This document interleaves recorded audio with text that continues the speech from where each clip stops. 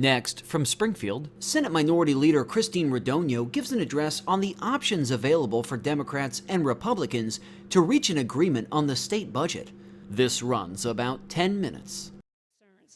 Unfortunately, what we continue to get is resistance to compromise from the other party. The Democrat leaders to date have refused to engage with us. They talk a good game, but they don't really come to the table and offer ideas. To that, I will say, too, that the governor, I think, has been almost to the point of fault of negotiating against himself in an effort to demonstrate that he wants to be reasonable, that he wants to compromise, and that we need to get it done quickly in order to have something done for the state. I think a lot of people look at this in terms of it's a battle between primarily Madigan and the governor. I really don't characterize the struggle in that way. I think that it really is much more a battle for the direction of the state and who's going to control how we go forward and whether or not we have that long-term growth. So it's more than, when people throw up their hands and say, oh, those two guys, if we could just get rid of them. It really is more than that. It really is a choice for the future forward. Right now, the way I look at it, we have 4 options on the table. The first one is that we could just, as Republicans, say, you know what, we tried. I know that the Democrats want a budget and no reforms, and it's going to take a tax increase to do that, and they want that tax increase to be bipartisan. So we could just throw in and say, okay, we give up, we're going to do it. That relieves the pressure on people. But it results in something negative for the long term of the state, which is no change in conjunction with higher taxes. So I really don't think that's an option. There's not a single Republican, I believe, that is willing to go with that. Secondly, as you know, the Democrats have supermajorities in both chambers. And as an aside, I will tell you, I don't think that's a good way to make public policy. The closer those numbers are, the better policy comes out of it, because it really does force people to engage. The map has not been our friend in that process. All of you have been our friend in that process, and for that we appreciate it very much. But because they have the supermajorities in both chambers, the Democrats really do have the ability to end this thing. They can just pass whatever they want, fund it however they want, and call it a day. So why don't they do that? They can override the governor's veto because they don't have functioning supermajorities. And why don't they have functioning supermajorities? Because they know, as well as you and I know, that people want to see change. They didn't elect Bruce Rauner to keep the status quo. Their members in a lot of your districts know that we need to do things differently in this state. They know workers' comp is not working well and that our rates are still high.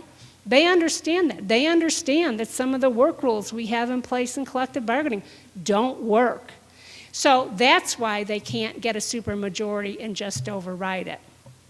Now, the third option is that nobody gives and we continue this standoff indefinitely.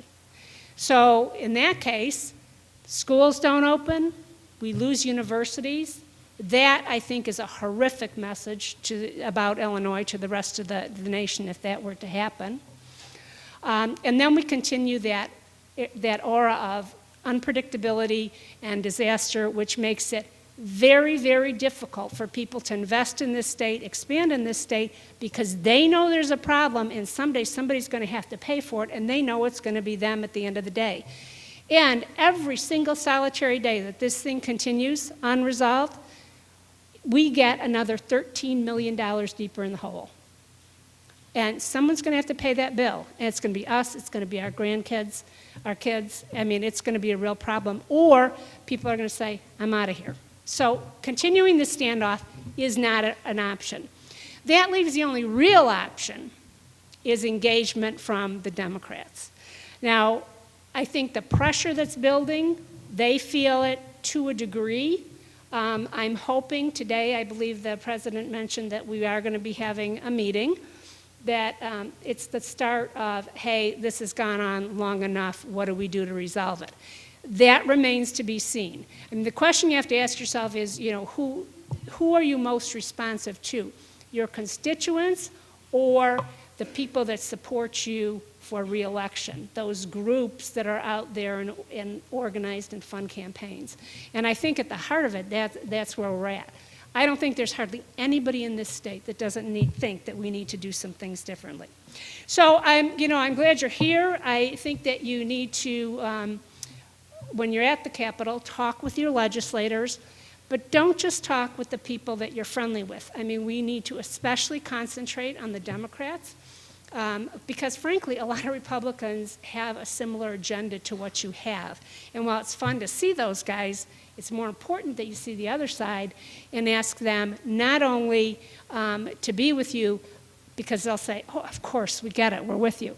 But what are they going to do to pressure their leadership to really get to the table and bring this thing in for a landing? So you're sort of our reinforcement, so thank you for being here for that. I'll look forward to seeing you, some of you, at some point when you're over there.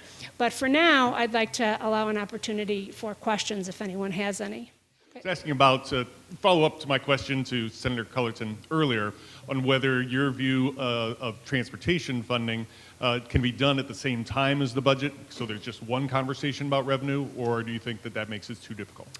Obviously it always unfolds differently. I think the thought now is the transportation funding, the capital bill probably will be easier than this other piece that we have to do, the budget.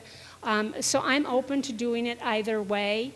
I think that the fact that people know we need a significant investment in transportation is a positive. I think right now there's been a lot of discussion about how we would fund that.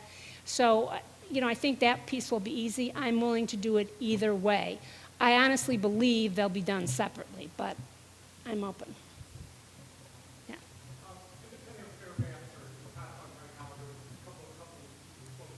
We're talking about that. What's your feeling with the proposals going on right now? Will it pass? Will it be thrown out when it goes to court? What's your feeling, Matt? Well, first of all, I'm glad you raised it because, I said earlier the map has not been our friend, and it's created, I think, policies that don't really reflect what's good for the state. So it's a critically important question. There are two routes to go. The General Assembly could put it on. That's not going to happen. But there is this independent fair map group. I think they will have the signatures. They've tried hard to look at what was proposed last time and thrown out to make sure that the proposal this time passes constitutional muster. So I'm hopeful. What made me most hopeful is when the Democrats started to say, well, we have a plan for redistricting. So to sort of preempt that. So I think that tells me they have some concerns about the fact that it could stand and change the status quo.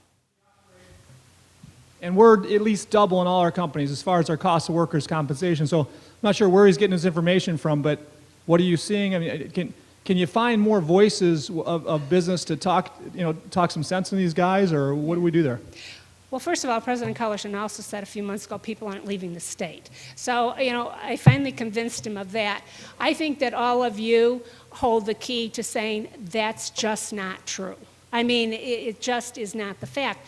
But beyond that, beyond if you compare what it was, 10 years ago or 5 years ago, where are we relative to the rest of the country? To me, that's the most key statistic because, again, especially for large companies or mid-size, in a state with so much border, it's easy for people to go over the border if you're small, or if you're a big guy, you're looking at Tennessee and Texas and in other places that have a more favorable climate. Okay, So even close range, when we look at Indiana, Wisconsin, and Michigan, we have about $2 million in workers' compensation with one of our companies per year. And we're anywhere from $1 million to $1.3 million in the competitive states. It's a lot of money for a small and medium-sized business. Right. It is a lot of money, and I think what they'll try to do to block, I mean, at the core of this issue is the concept of causation. So actually Massachusetts has, and that is hardly a Republican bastion, has a causation standard. So again, I think pushing back on how important that is to the competitiveness that not only is good for a company in the short term, but for the state in the long term is a critical thing to do.